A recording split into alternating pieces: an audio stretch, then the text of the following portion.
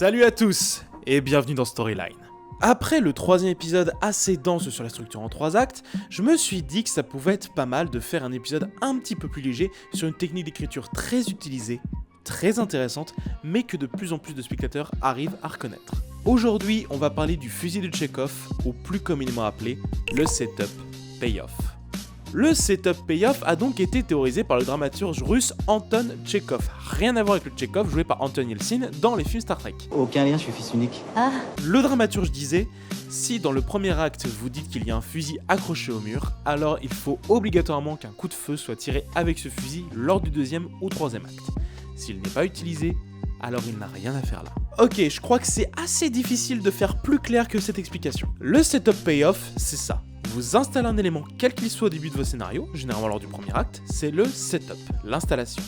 Mais il faut que cet élément soit assez discret pour devenir efficace. Et plus tard dans l'histoire, lors du deuxième ou troisième acte, cet élément va être utilisé pour faire avancer le récit, voire aider à la résolution de l'intrigue. C'est le payoff, le paiement. Cette technique est généralement utilisée pour rendre le récit plus cohérent, car ça veut dire que chaque détail de l'histoire a une utilité, et les spectateurs un minimum attentifs pourront être satisfaits de voir que l'histoire se déroule de manière logique. Le setup payoff est préféré au Deus Ex Machina, le second étant vu comme une grosse solution de facilité pour résoudre les intrigues.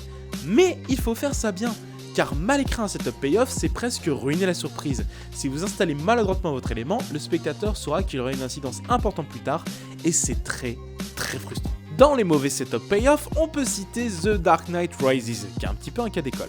On a le monologue d'Alfred qui insinue très clairement au spectateur que Bruce Wayne va survivre à la fin du film, et le réacteur écolo assez puissant pour être une bombe nucléaire et qui va servir comme arme pour les méchants. Également, on peut penser à The Amazing Spider-Man avec le gros vaporisateur montré au début qui servira comme arme à la fin pour le lézard. Mais les bons setup payoff, ça c'est de la pure écriture qui marche extrêmement bien et qui donne une véritable plus-value à votre histoire. L'une des sagas cinématographiques qui joue le plus avec ça, c'est la trilogie Retour vers le futur.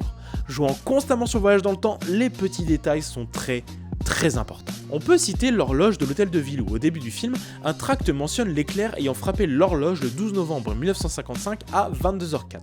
Information très utile pour Marty et Doc, car elle leur permettra de confectionner un système envoyant suffisamment d'électricité à la DeLorean pour qu'elle puisse voyager dans le temps. On peut aussi citer ce détail assez subtil. regardez cette photo. Il y a mon frère, ma sœur et moi. Regardez le sweatshirt de ma sœur, Doc.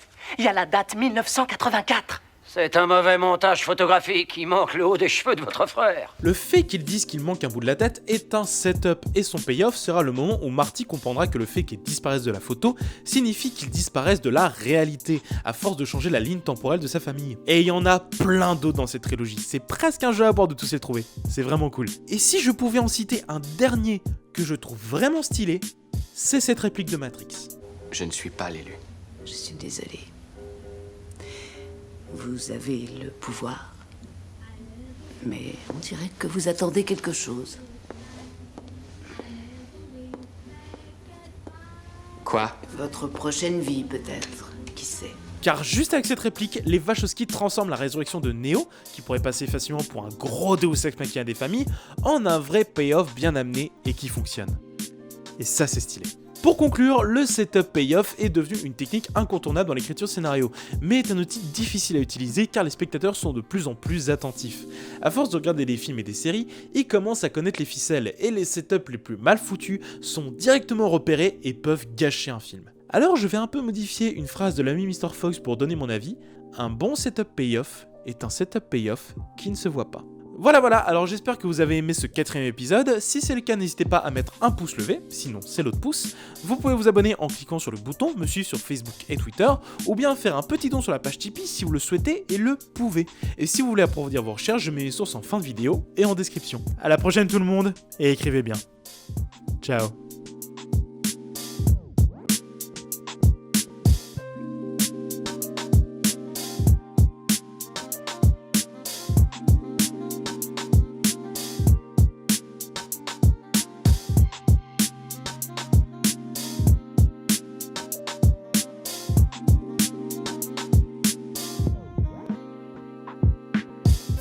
This is a Chucky Beat production.